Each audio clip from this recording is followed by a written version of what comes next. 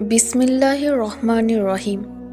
প্রিয় দর্শকবৃন্দ, যদি কোনো নারীর এই 5টি স্বপ্ন নসিব হয় কিংবা এদের মধ্যে শুধু একটি স্বপ্নও দেখে ফেলে, তাহলে জেনে রাখুন সে নারী আল্লাহর খুবই প্রিয় বান্দি এবং এটা নিশ্চিত যে আল্লাহ তাআলা তাকে এই দুনিয়াতেও সুখদান করবেন এবং আখিরাতেও তাকে চিরস্থায়ী জান্নাত দান করবেন।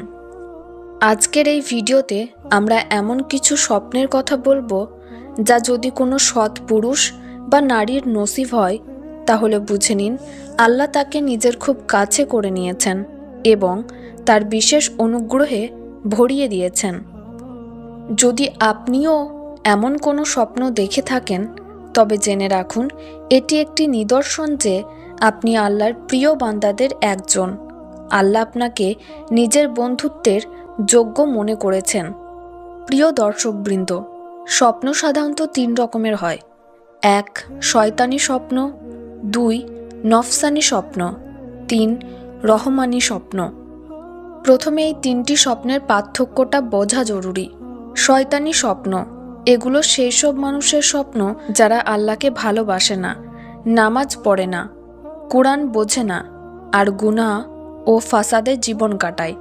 তাদের স্বপ্নগুলো হয় ভয়ের, বিভ্রান্তিকর, অর্থহীন, যা শয়তানের পক্ষ থেকে আসে।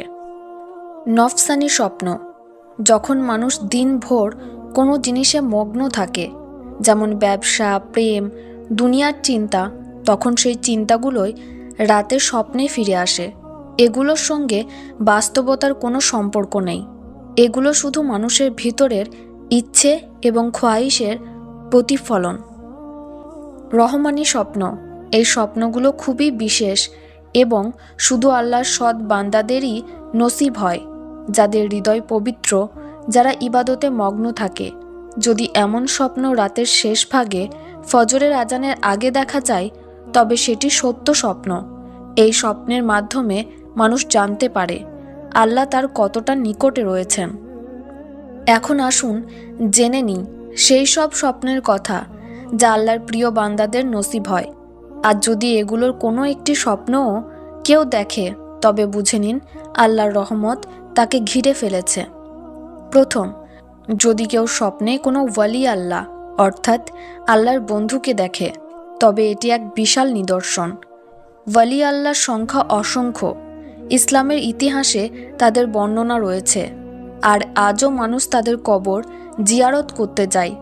যদি তারা আল্লাহর নিকটবর্তী না হতো, তাহলে মানুষ আজও কেন তাদের কবর জিয়ারত করত?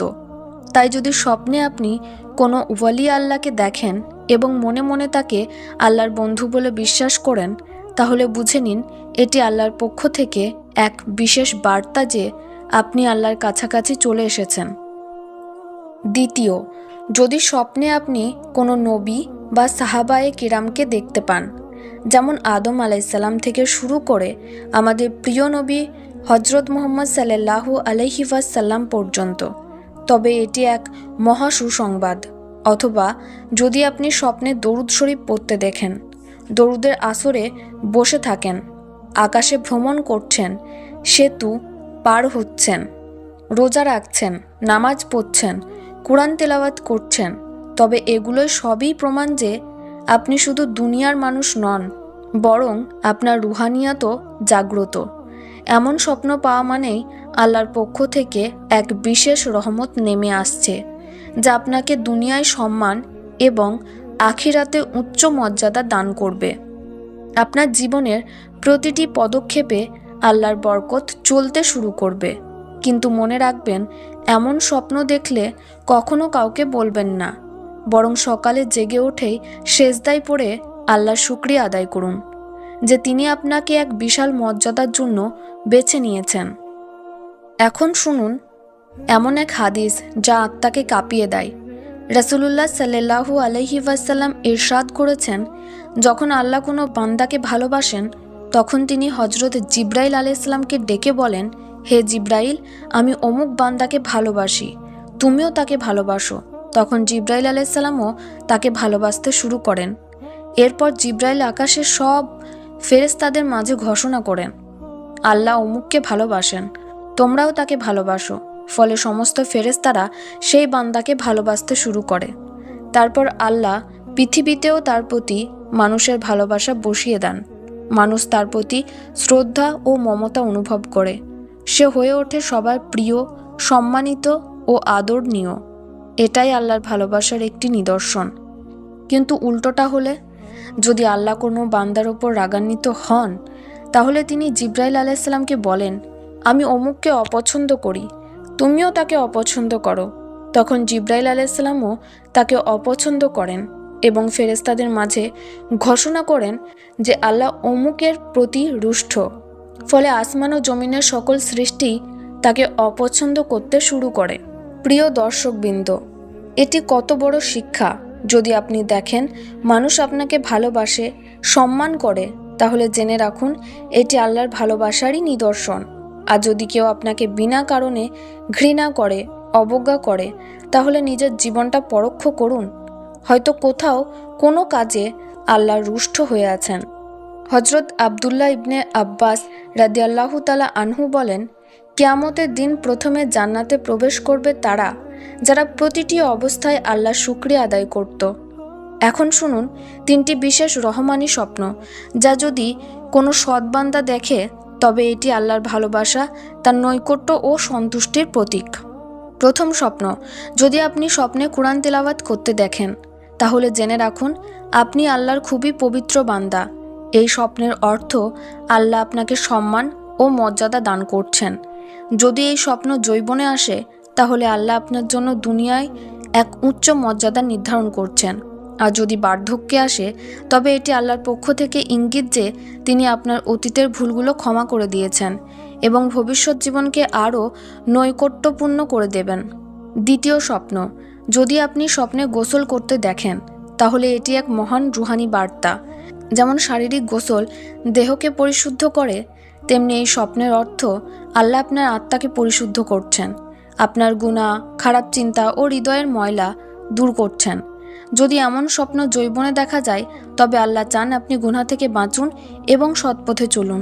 তৃতীয় স্বপ্ন, যদি আপনি স্বপ্নের সেজদায় লুটিয়ে কান্না করেন অথবা হাত তুলে দোয়া করেন, আল্লাহর কাছে ক্ষমা চান, তাহলে জেনে রাখুন এটি খুবই বিরল ও বিশেষ স্বপ্ন। এমন স্বপ্ন কেবল সেই সব মানুষের নসিব হয় যারা আল্লাহর সঙ্গে সত্য সম্পর্ক রাখে, রাতের নীরবতায় কেঁদেছে, যাদের হৃদয় সেজদায় শান্তি পেয়েছে, তারা তওবা করে, তাহাজ্জুদের জন্য জেগে ওঠে এবং আল্লাহ তাদের সব গুনাহ মাফ করে দেন, তাদের নিজের প্রিয় বান্দাদের মধ্যে স্থান দেন। তাহলে যদি এই 3টি স্বপ্নের কোনো একটিও আপনার নসিব হয়, তাহলে সেজদায় পড়ে আল্লাহর শুকরিয়া আদায় করুন, কারণ এটি শুধু রহমত নয়, বরং এক বিশেষ বার্তা যে আপনার জীবন পরিবর্তন হতে চলেছে। প্রিয় ভাই ও বোনেরা, যদি আপনিও চান যে আল্লাহর সাহায্য আপনার জীবনের প্রতিটি মোড়ে পাশে থাকুক, তবে আজই আল্লাহর সঙ্গে সম্পর্ক মজবুত করুন, হৃদয় পরিশুদ্ধ করুন, নিয়তগুলো ঠিক করুন, আর সেই সব পথ থেকে ফিরে আসুন যা আপনাকে আল্লাহ থেকে দূরে সরিয়ে নিয়ে যায়। মনে রাখবেন, আল্লাহ সর্বদা দেখছেন। যখন সবাই মুখ ফিরিয়ে নেয়, তখনও তিনি আপনাকে ছাড়েন না। যখন সব দরজা বন্ধ হয়ে যায়, তখনও তিনি তার দরজা খোলা রাখেন। যখন আপনি ভেঙে পড়েন, তখন তিনি আপনাকে তার করুণায় জুড়ে দেন। তাই যদি আজ আপনার হৃদয়ে অশান্তি থাকে, চোখে অশ্রু থাকে, অথবা জীবনের কষ্টে ক্লান্ত হয়ে পড়েন, তবে বুঝে নিন এটি উদ্দেশ্যহীন নয়। আল্লাহ চান আপনি তার দিকে ফিরে আসুন, তার কাছেই আশা রাখুন, তার সঙ্গে সম্পর্ক রাখুন। দেরি করবেন না, সম্ভবত এটাই আপনার জীবনের সবচেয়ে বড় পরিবর্তনের মুহূর্ত। আল্লাহর দিকে ফিরে যান, তওবা করুন, দোয়া করুন, আর তার রহমতের দরজায় কড়া নেড়ে দিন। নিশ্চয়ই তিনি খুব কাছেই আছেন, খুবই কাছে। যদি এই ভিডিওটি আপনার হৃদয় ছুঁয়ে যায়, তাহলে এটি অন্যদের সঙ্গে শেয়ার করুন। হয়তো তাদের জীবনও বদলে যাবে, আর সেই সওয়াব আপনার জন্য সদকায়ে জারিয়া হয়ে যাবে।